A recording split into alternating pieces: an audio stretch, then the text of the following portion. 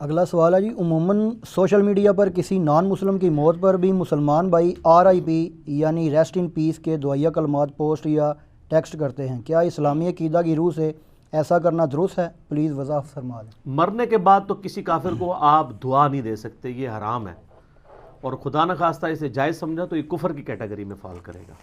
صراحتاً قرآن حکیم میں اللہ تعالیٰ نے اس کو منع کیا، اور کس کو منع کیا؟ پیغمبر کو، نبی صلی اللہ علیہ وآلہ وسلم کو، سیدنا ابراہیم کو، آپ علیہ السلام کے صحابہ کو۔ آپ سورہ توبہ کے بالکل اینڈ میں پہنچ جائیں نا تو اس حوالے سے بڑی ڈیسائسو آیات ہیں جو مسلمانوں کا عقیدہ کلیئر کر دیں گی، اور اس مسئلے کو ہلکا نہ جانے۔ جس کا دل کرتا ہے وہ جناب فوراً لکھ دیتا ہے RIP ریسٹ ان پیس، کافر کے لیے۔ مسلمان کے لیے چاہے وہ آپ کے فرقے کا ہے یا نہیں ہے، کلمہ گو ہے، آپ لکھ سکتے ہیں، اس کا جنازہ بھی پڑھیں، اس کے لیے دعائے مغفرت بھی کریں۔ کلمہ گو مشرک ہے تب بھی کریں، اللہ کا معاملہ ہے، کلمہ گو ہے نا، وہ اللہ تعالیٰ اس کے سرکمسٹانسز دیکھ کے ڈیسائیڈ کرے گا۔ لیکن جو کافر مشرک ہے، جس نے کلمہ ہی نہیں پڑھا، جس نے نبی علیہ السلام کو پروفٹ ہی نہیں مانا، اس کا معاملہ اللہ کے سپرد، آپ اس کے لیے دعا نہیں کر سکتے۔ یہ دیکھیں سورہ توبہ میں اینڈ پہ جا کے یہ آیات نمبر ہیں 113 اور 114۔ اعوذ باللہ من الشیطان الرجیم۔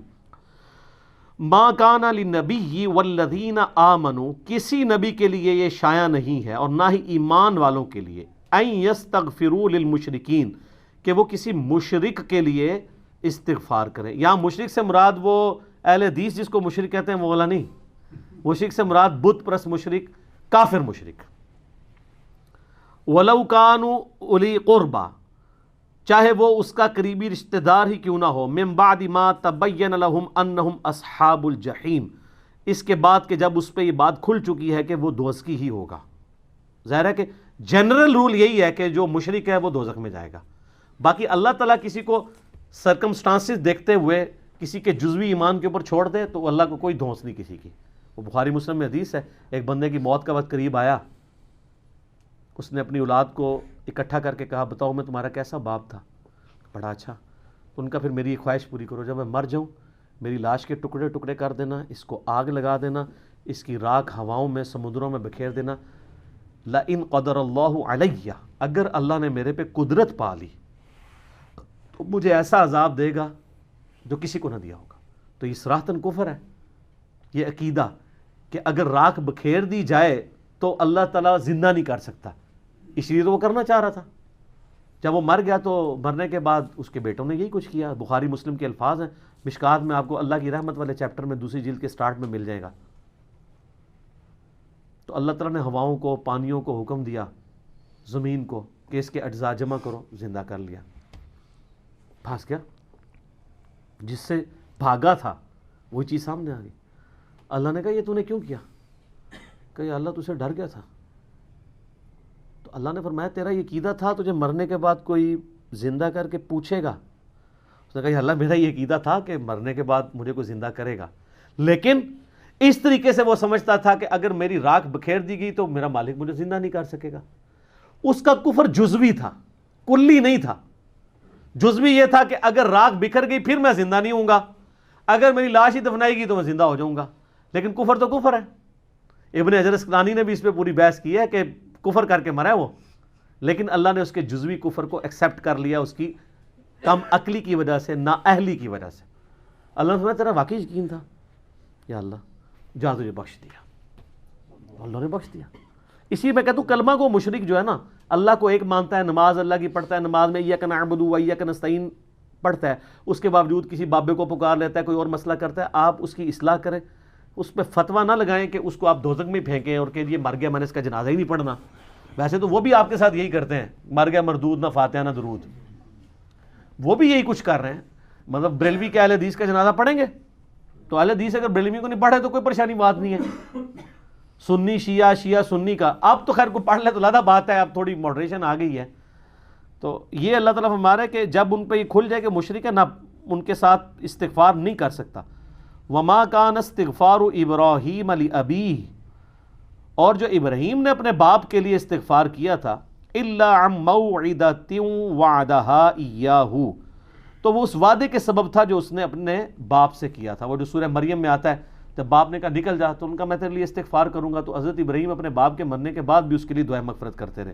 تو اللہ نے کانٹا نکال دیا کہ کوئی ابراہیم کی پلی نہ لے کہ ابراہیم ہی تو اپنے کافر باپ کے لیے ٹھیک ہے. اب یہ باپ تھا یا وہ چچا تھا, یعنی باپ کے دو معنی ہیں نا, والد اور چچا دونوں کے لیے باپ کا لفظ, تو یہ ایک علیحدہ بحث ہے, اس کو چھوڑ دیں. تو یہاں پہ باپ ہے, تو باپ کے لیے جو اس نے استغفار کی تو اس وعدے کے سبب تھی. فلما تبین له انه عدو للہ, لیکن جب اس پہ یہ چیز کھل گئی کہ وہ اللہ کا دشمن ہے, تبرأ منہ, تو انہوں نے پھر اعلان برات کر دیا. ٹھیک ہے. ان ابراہیم لأواہ حلیم, ابراہیم علیہ السلام جو ہے وہ آہے اور سسکیاں بھرنے والے اور حلم والے تھے. یعنی ابراہیم علیہ السلام نرم دل تھے, اس لیے وہ اپنے باپ کے لیے ان کے مرنے کے بعد بھی دعا کرتے رہے. کیا نرم دل تھے. قرآن میں آتا ہے نا, فرشتے جب انسانی شکل میں آئے, سورہ ذاریات میں ڈیٹیل آتی ہے, تو ان کے لیے بنا بچڑا لے آئے, جب رکھا. اب حضرت ابراہیم کو تو نہیں پتا تھا یہ فرشتے ہیں, آپ کے بزرگوں کے علم غیب ہے, حضرت ابراہیم کو نہیں تھا جب تک اللہ بتائے نا. نال نال ٹھیک ہے عرض کریں گے. تو جب انہوں نے نہ کھایا نا تو ان کے دل میں, قرآن میں آتا ہے کہ ان کے دل میں خوف آیا کہ یہ, کیونکہ دشمن جو ہوتا تھا نا وہ نمک نہیں کسی گھر کا کھاتا تھا, ورنہ اس کے ساتھ وفاداری کرنی پڑتی تھی. اس طرح کے ایٹیکیٹس اس جاہلیت کے دور میں بھی تھے. تو انہوں نے کہا یہ لگتا ہے غلط ارادے سے ہیں, اس لیے میرے گھر کا نمک نہیں کھا رہے. تو پھر فرشتوں نے کہا گھبرائیے نہیں, ہم ایک قوم کی طرف بھیجے گئے ہیں, قوم لوط کی طرف, ان کو تباہ و برباد کرنے کے لیے. تو قرآن میں آتا ہے کہ وہ پھر قوم لوط کے معاملے میں بھی جھگڑنا شروع ہو گیا. قرآن نے اس جھگڑے کا ذکر نہیں کیا, لیکن تورات میں وہ پورا جھگڑا موجود ہے. کیا تھا؟ اب چونکہ نرم دل تھے تو حضرت ابراہیم علیہ السلام نے کہا اچھا کیا کرنا ہے وہ مارنے کے لیے, ان کو اوپر سے نیچے پھینکیں گے, پتھروں کی بارش کریں گے. تو انہوں نے فرشتوں سے کہا کہ اچھا یہ بتاؤ, اگر 10 ایمان والے ہوئے وہاں پہ تو ان کی وجہ سے باقیوں کو بھی چھوڑ دینا یار. انہوں نے کہا جی چلے ٹھیک ہے, اگر 10 بھی ہوئے نا ہم ان پہ عذاب نہیں کریں گے. وہ اس لیے کہ ان کو پتا تھا کتنے ہیں, اللہ نے بھیجا ہوا تھا.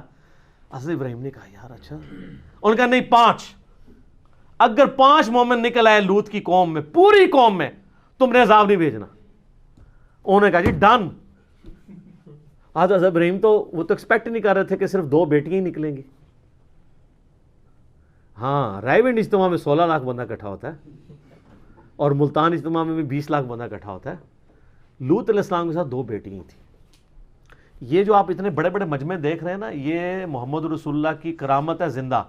یہ امت کا خمیر توحید سے اٹھا ہوا ہے, جو اس بڑے لیول کے اوپر, یہ پرانی امتوں میں اس امت کی مثال اس لیے دی جاتی تھی کہ یہ امت توحید ہے, کہ بڑے پیمانے پہ لوگ حق قبول کریں گے. اگر آپ اس کو کمپیئر کریں تو پوری انسانی ہسٹری میں اتنے لوگوں نے توحید نہیں قبول کی ہے, جو ایک ایک ایرا میں, ایک ایک سینچری میں مسلمان جتنے رہے ہیں. یہ نبی علیہ السلام کو اللہ نے ایک اعزاز دیا ہے.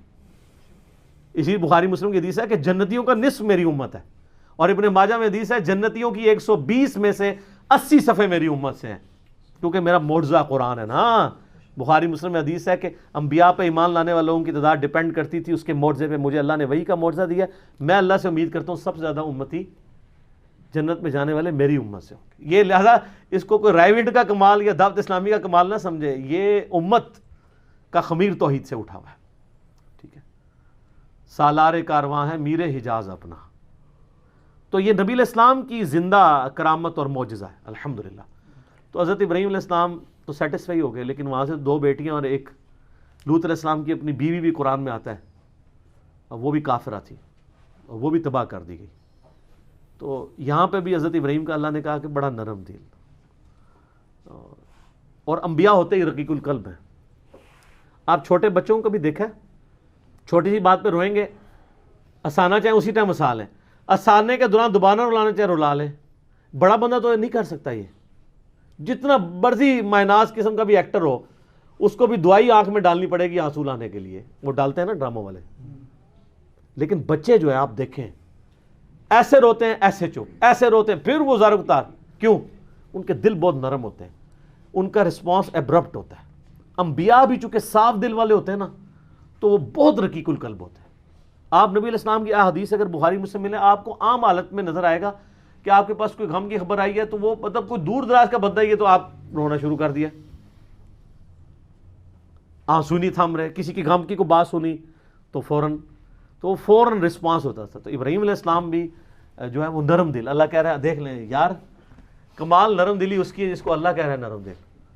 لیکن سارے ابراہیم نہیں ہوتے, حضرت موسیٰ جیسے لوگ بھی ہوتے ہیں, تو لہٰذا ہماری سختی بھی برداشت کر لیں. ٹھیک ہو گیا. حضرت موسیٰ کا تو پتہ ہے نا آپ کو, تھپڑ مار دیا تھا انہوں نے ملک الموت کو, بخاری مسلم میں آتا ہے, آنکھ کاٹ دیتی تھی. لیکن میں نہیں مارتا ہوں, میں ان سے کم ہی غصہ رکھتا ہوں. ٹھیک ہے.